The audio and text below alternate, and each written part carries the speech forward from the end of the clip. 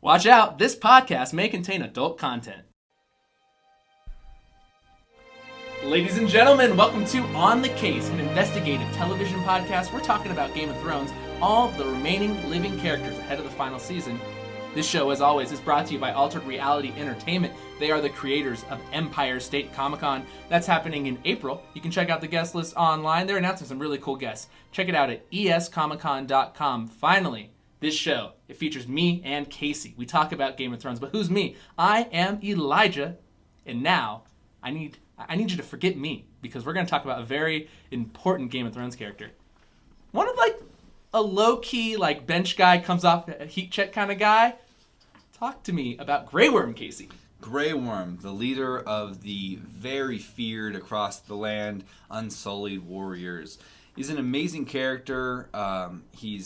He's a great fighter. He's not so great at talking, but he's learning. He's a tender lover when he needs to be.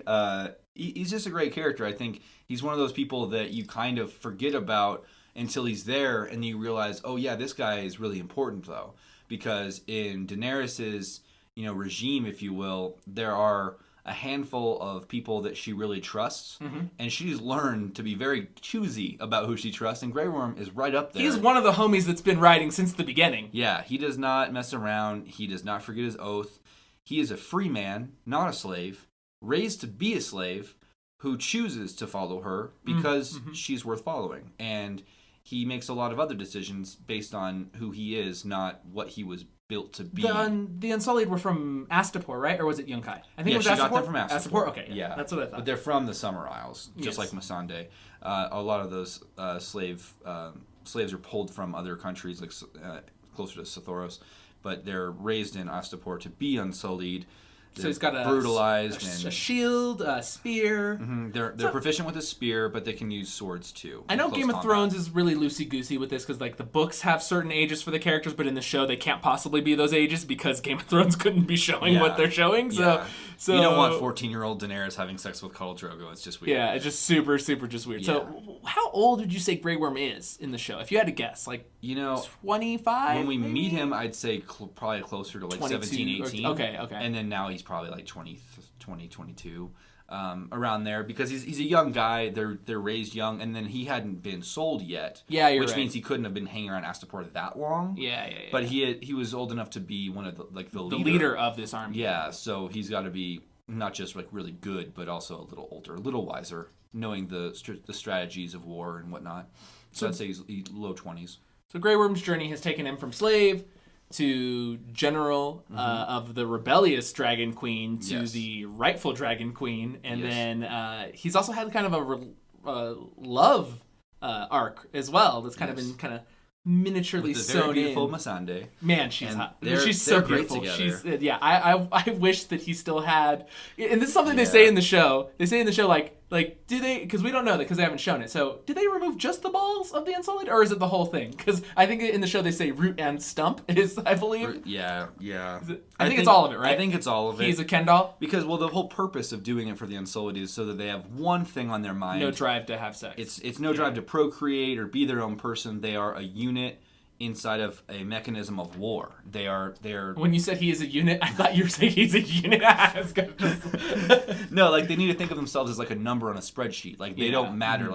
What their hopes and dreams, cares, loves, passions, they don't fucking matter. They wake up and everything they eat, sleep, and breathe is war. Is battle. They need to be the best at what they do, and to do that, they have to have a solitary hive mind. And to do that, you have to take the personality out of them. So that's a way of saying he's smooth like a Ken doll down there. He's like a Ken doll. He's a Ken doll. He's a badass warrior Ken doll. Great.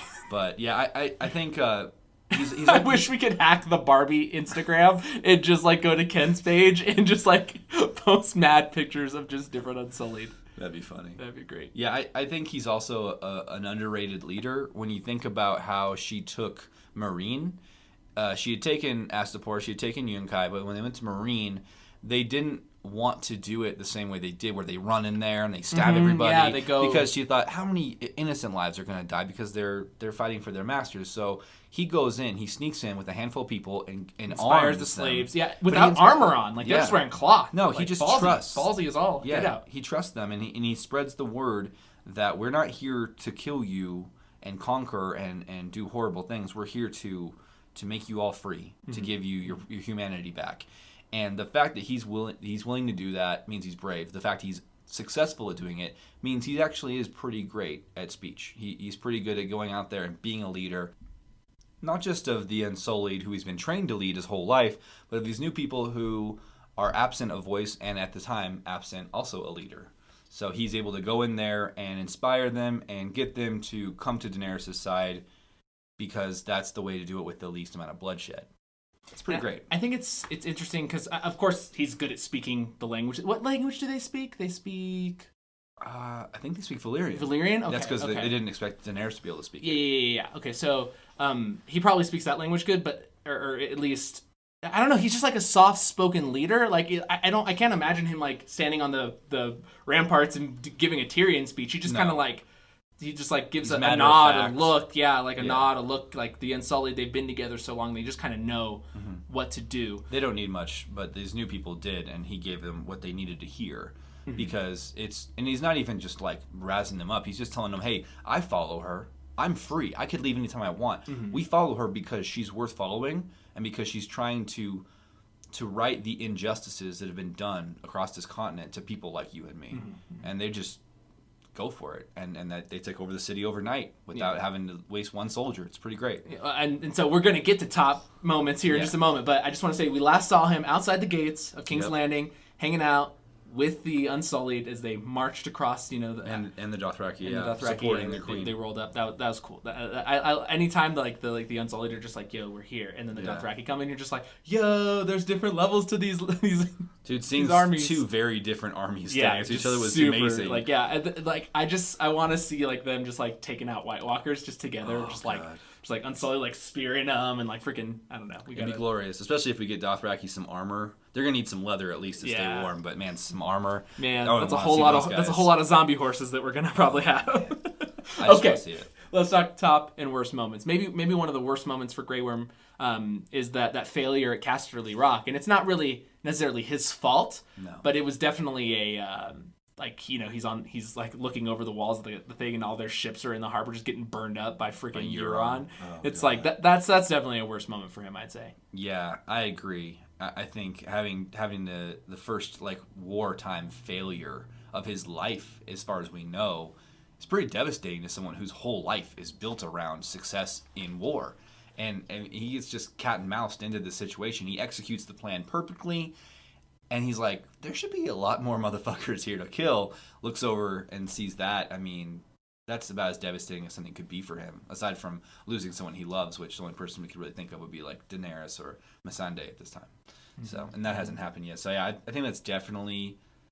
God, it's hard to think of a worse moment than that because he's had so many wins, I want to say maybe not having a smooth line when he was spying on Missandei in the lake, because that's it's not the worst. It's like a bad moment though, because he was just clearly just washing myself, and then he sees her and he's just like, oh, and then when she catches him, I feel like that's like a personal ooh, I messed that up. Yeah. He should have had stood up and been like, hey girl, what, done the you know what I'm talking about, yeah, be a little fresh. Yeah, that's definitely one of those bad dream moments, like when you're in school and you're like, oh yeah, you come to school with your pants on, yeah. So embarrassing. Yeah, that was a bad moment for him. I mean, the only other thing I can think of that's kind of a bad moment is when they're completely come upon by the Sons of the Harpy. And he's just bleeding out next to Barristan? Well, no, I'm not talking about that. Actually, that's really bad, too. I was thinking about when they have to, Daenerys has to, drag him out of the pit when they're, about to die, and they're all, holding hands and, looking at each other like, this is fucking bad.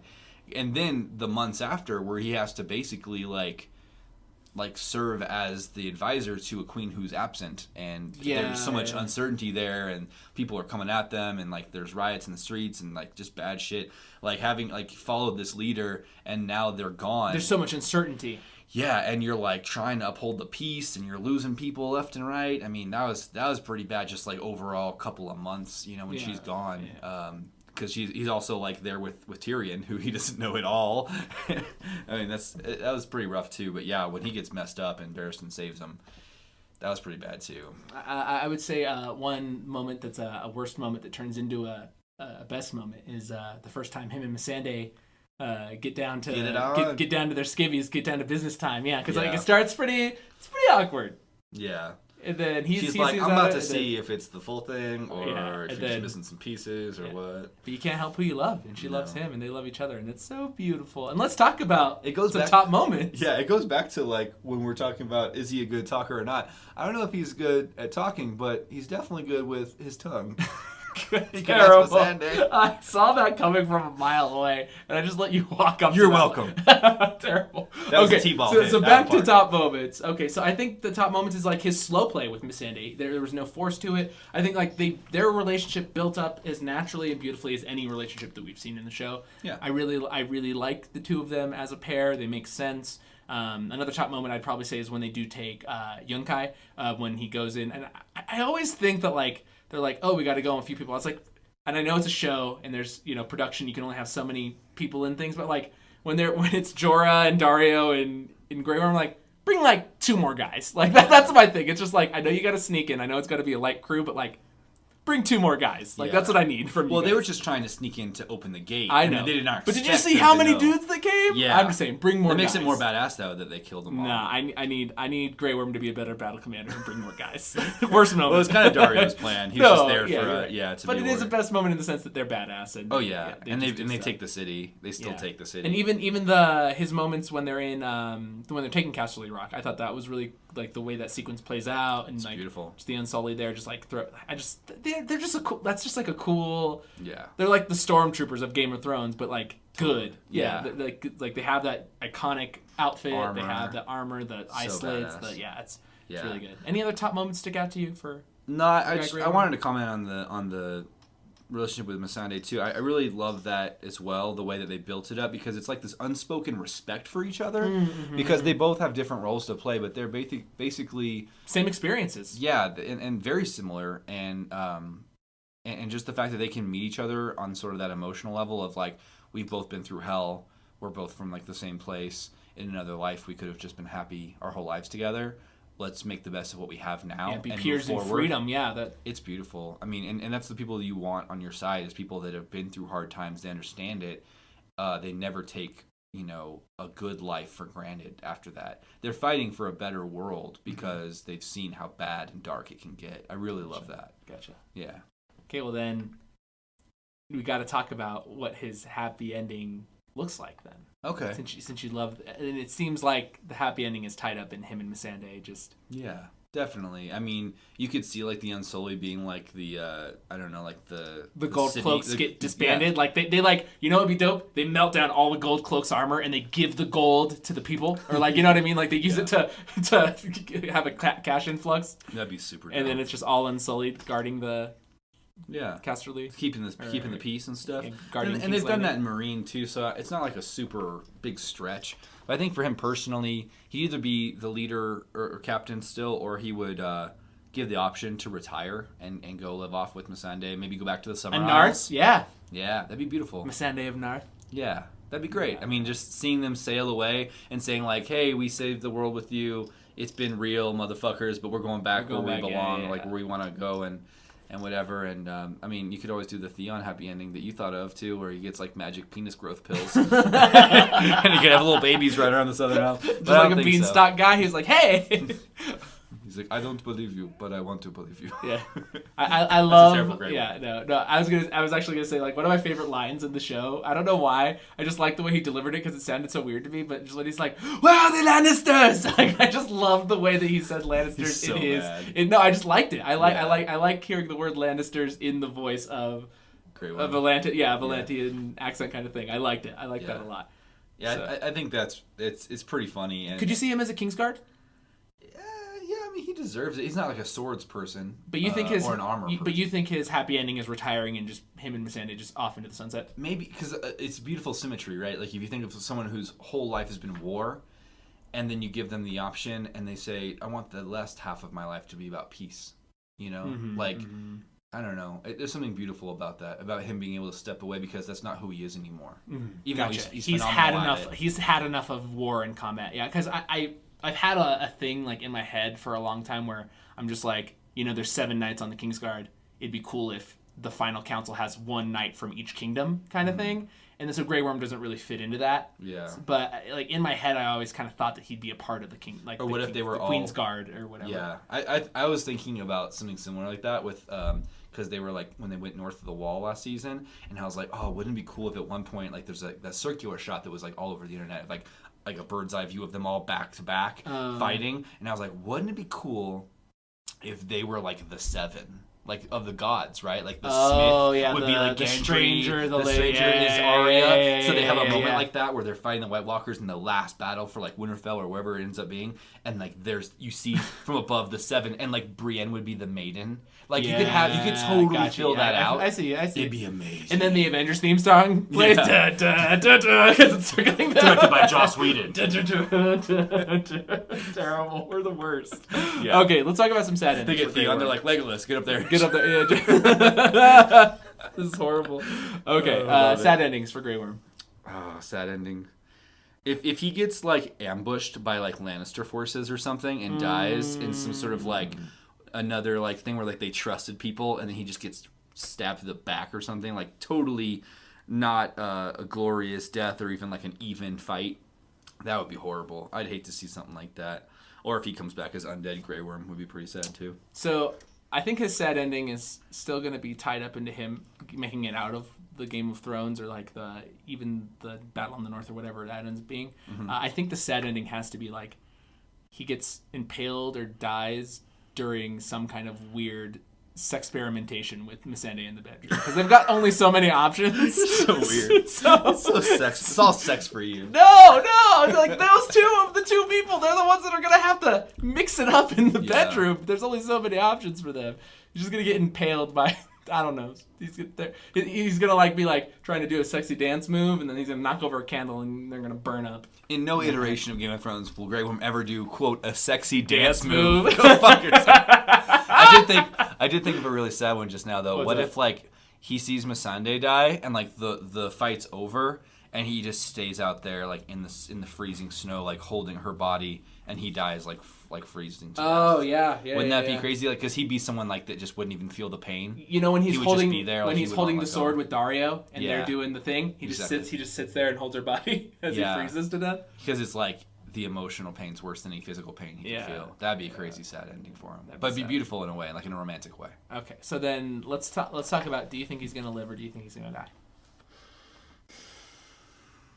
It's sad, but I think he's gonna die. I think he's gonna die as well. I think I don't think there's a way he makes it out, especially because they've established his romantic, like they've really banged that drum really hard. Yeah, and I don't think that there's a way that he makes it out alive. It just doesn't seem likely to me. No, maybe Missandei, but not him. I don't think.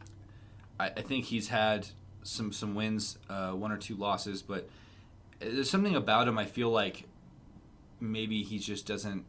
It's hard to write a happy ending for him that fits because of who he is and where he's from. He's not like he's gonna go off and have kids and stuff. He's kind of like Theon, where if and he's not from royal blood either, so he doesn't have like that sort of clout where he could be an advisor. He has very glaring Achilles heels in his plot armor. Like they're just there. I mean, it'd be cool if he was the person who like trained the warriors of the new kingdom or something, like the royal like army or something. So we've talked about this. If you haven't listened to the other podcast and you're just jumping into Grey Worm first for whatever reason, maybe it's the first one you saw. Where's your favorite? Yeah. We've talked about a little bit about how I think we both kind of think that whatever battle is going to happen in the north, there's going to be a retreat, or they're going to lose in the north and then have to fight somewhere else, or there's going to be a mass like, hey, we're all in the north, and then everyone leaves the north kind of thing. I would assume. If the last stand in the north is Winterfell, the only place they could fall back to is like the Trident would be really cool. Yeah, I don't think if it because like Robert's Rebellion is also where the war. I just don't think that there's a way that the show ends with them killing the Night King in the north. I think that guy's got to come south to King's Landing. Like I need to see the Night King in King's Landing for me at least. But what I was going to say is that there's some foreshadowing there when they talk about 1 million people added to that army would be unstoppable. Yeah. So what I think is, like how do you evacuate the north? Well, a large bulk force has to stay behind, and I think if anyone, it would be the Unsullied. I think if it's like Daenerys is like Jon, like they're like, hey, we're losing this battle. We need to leave. We need more people. We need to go south and get our allies. We need Dorne. We need the Greyjoys. We need whatever. We need to convince them. And if you're going to have that mass run away. Someone's got to stay. I would combat that statement with a different statement that's based on another episode, which is Hard Home.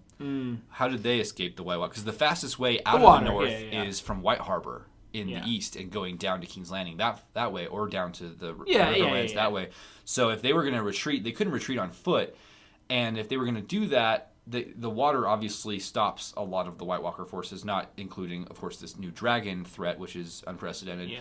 But if you thought about that, which army would be more likely to stay behind because they just don't fit on the boats? Would be the Dothraki. So the Unsullied might be loading people onto the boats and getting on the boats. And the Dothraki might have to stay behind. What if they have to sacrifice? So just stick with me here. What if, because the dragon needs to stay behind to keep that other dragon busy. At least for a while. And then I would say, what if they sacrifice the Dothraki and the Unsullied there to escape?